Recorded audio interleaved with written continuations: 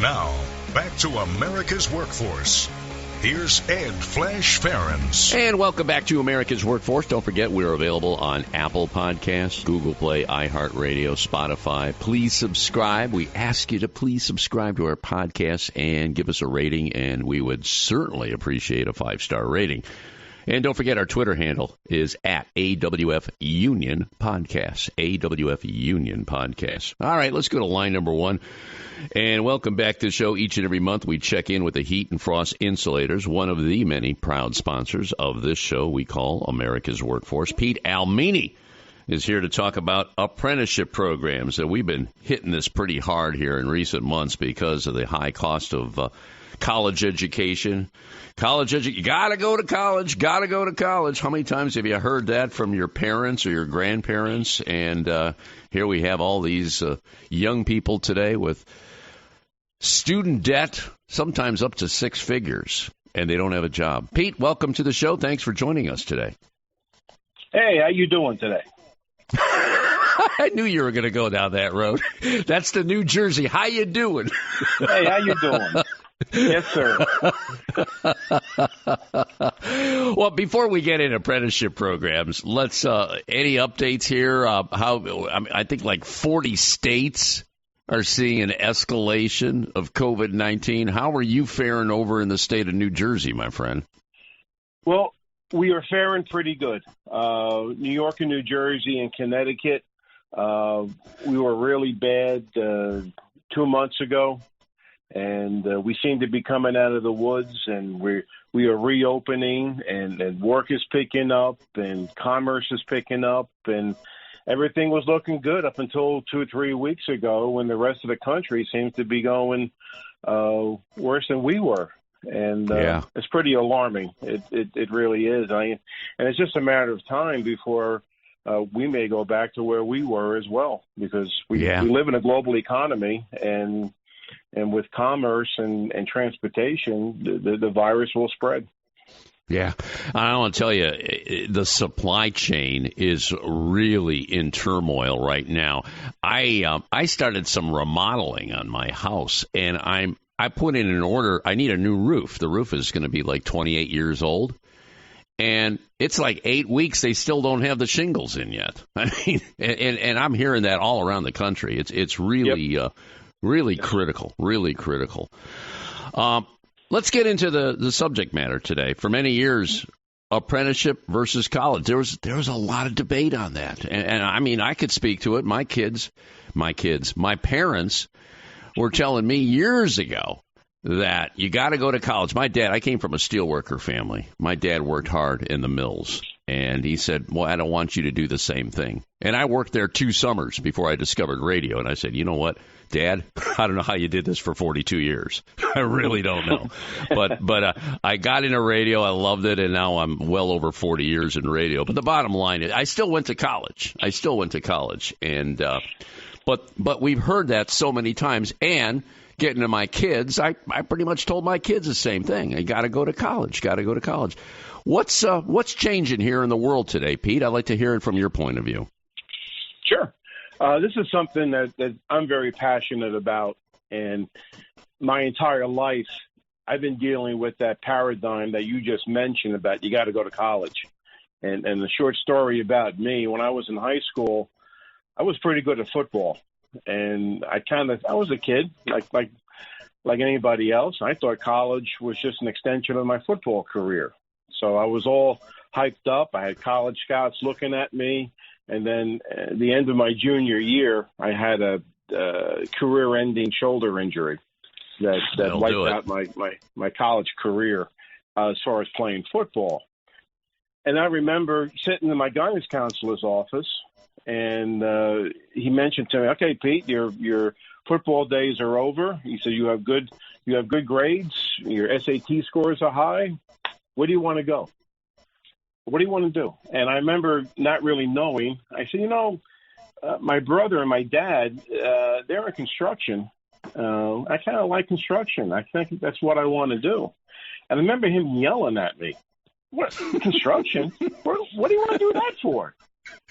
and he's sitting in front of his desk, and behind him is a plethora of books and manuals and brochures for any college in the country. He said, I can get you into any place that you want.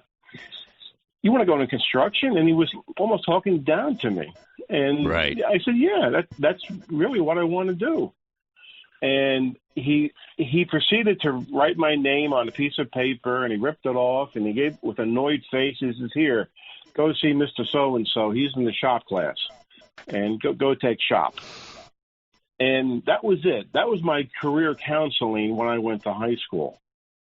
And as it turned out, I ended up going to college anyway for an engineering degree, and did revert back into construction where I really wanted to go to begin with. And then when I got involved in the apprenticeship program, I'm trying to get people involved in apprenticeship. I kind of always remembered that. And I involved myself heavily in schools trying to educate students about the advantages and the benefits and just the plain simple awareness of what apprenticeship can offer as opposed to college. And not even as opposed to college, but even after college. And then in my research, I realized that guidance counselors or school systems as a whole was put at a disadvantage because no one has introduced this concept to them. And nor the educational process, the guidance counselors, school systems, assistant principals get points or bonuses or awards or accreditation for steering students into college. And that goes into the ratings of the school systems. And this whole paradigm of pushing kids into college ends up being a financial reward and also a political awareness award. But what about the kids that do not choose to go to college? Or how about the 40% of the students that drop out of college for whatever reason? What happens to them? And it's a forgotten option for people. And at best, the school systems that do promote apprenticeship, it's still done in a negative way. Well, you can't cut it in college. Oh, you don't have the grades, or you're having issues in school. Maybe you should go into the apprenticeship program, and which is fine. But I think the apprenticeship experience, whether it's in the building trades or whether it be an apprenticeship outside the building trades, should have more credible value in our school system than it offers, because it doesn't. Right. You know, the one thing we need to point out that the apprenticeship program, especially in the trades, they're registered by the Department of Labor. Now, there's programs that are not. Maybe you could speak to that part and the importance of being registered, especially by the federal government. What's your thoughts on that? Sure, absolutely. Apprenticeship programs, the ones that are bona fide, are registered with the Department of Labor. And basically what that means is that the Department of Labor is going to review the apprenticeship program, oversee it, make sure that it is legitimate, make sure that the admission into the apprenticeship program is fair and equitable, and there's a diverse ability to pull people in with the community, which is a very hot topic now and a very hot topic that it's been for a long time. There's a stigmatism that comes from 30, 40 years ago. The only way to get involved in an apprenticeship program is that you have to be a son, or you have to be a brother, or you got to know somebody. You got to know somebody to get in, as I use my Jersey accent.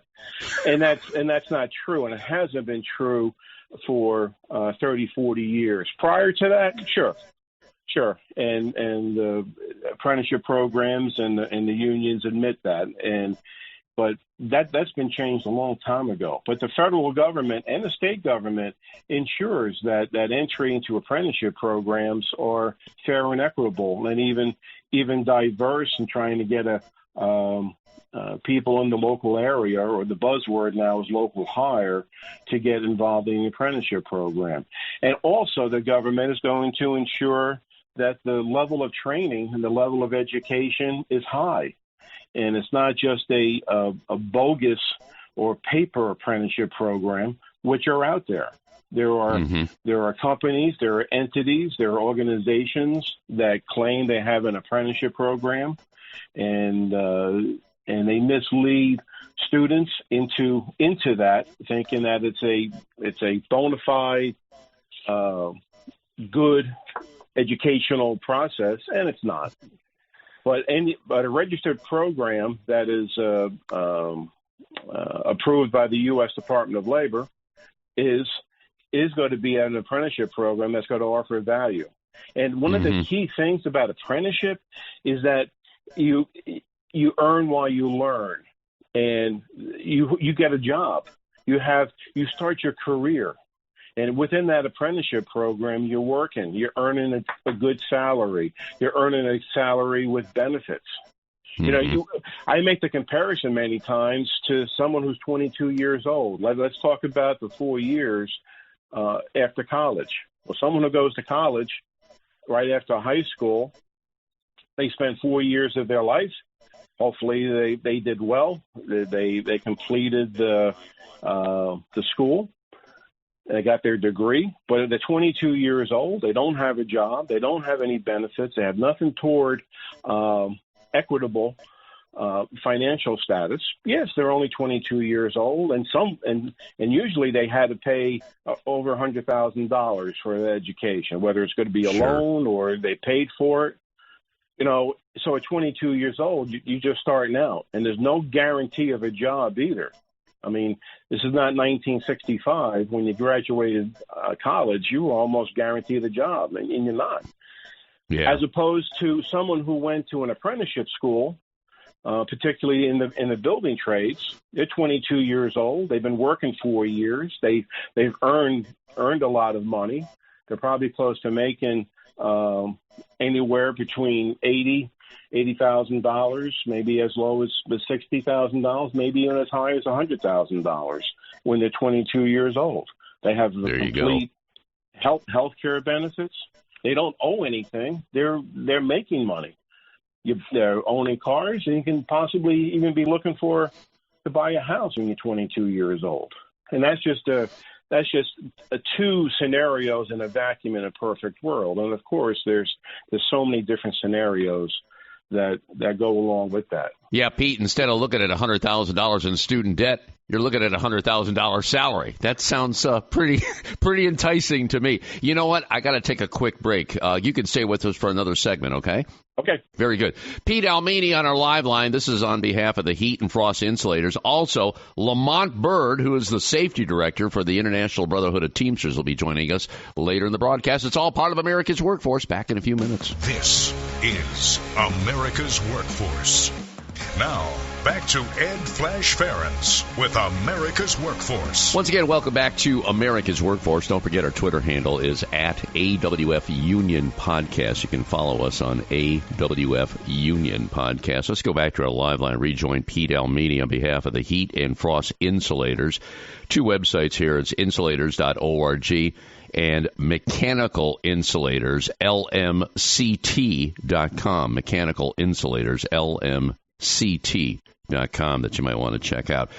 We're talking about apprenticeship programs, apprenticeship versus a college education. You know, in the first segment, you were talking about the fact that apprenticeship programs on behalf of the building trades especially, they're real programs. They're registered with the Department of Labor. And then you mentioned these bogus paper apprenticeships. I think it's important to call them out right now. Maybe you can give our listeners some advice. You hear about these for-profit schools. They're trying to grab your money. How do we decipher between the two here? Give us some guidelines, Pete. I know you've been through this many times. I'd love to hear your advice on this subject. Sure. As we talked about, one is be able to recognize an apprenticeship program that is registered with the Department of Labor. And that could be on the federal level or the state level. Now, the next obvious question is, well, where do you start looking for that? And one recommendation I do have, and hopefully the school systems have improved in the last 30 years, is be able to start in your high school, or even in your junior middle school, junior high school.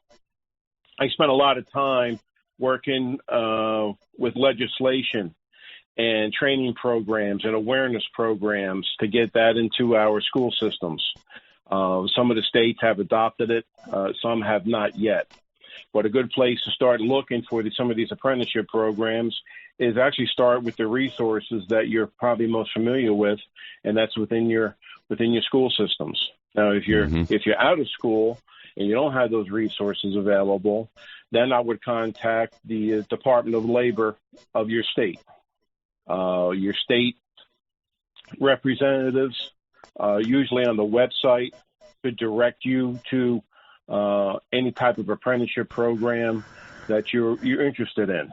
I want to say the lion's share of apprenticeship program is in the building trades. There's 15 building trades that someone can choose from, but there's also other apprenticeshable trades or other apprenticeshable careers that are offered in culinary and business and factory and design. There's thousands of apprenticeship opportunities that are out there, and you can start with the Department of Labor on their websites and narrow it down to someone to be able to give you that information. Or if you're interested in the building trades, email someone with the building trades, their district councils or their state building trades, and they should be able to offer information as well. And a couple email and some emails get sent out, and you get a whole website full of choices. You still have career days. When you see somebody from the building trades, go up to them and be able to talk to them. And most building trades people, even myself for that matter, I come from the insulation world, mechanical insulation, and I talk a lot about our crafts and about the building trades more specifically than I do my own trade. And I've spoken to many people who want to be a carpenter, who want to be an electrician, who want to be a roofer, and I have the resources to be able to point them in any direction that they want to be able to get more information. And I know you give my website out, Flash, all the time. If anybody's listening and they want information to get involved in the Building Trades Apprenticeship Program, contact me, and I can direct you to the people of your state and of your community and the type of trade that you want to get into, and I'll have people help you in that matter. We live in the information highway, and information highway is used more than just for Facebook and Snapchat and texting. There's a plethora of information available at your fingertips. There you go. Yeah, that's Mechanical Insulators, LMCT.com. Mechanical Insulators, LMCT.com. Let's speak on behalf of what you do, mechanical insulation. What's the future look like in this field? I know the trades are busy right now, but specifically mechanical insulation. What are you hearing, Pete?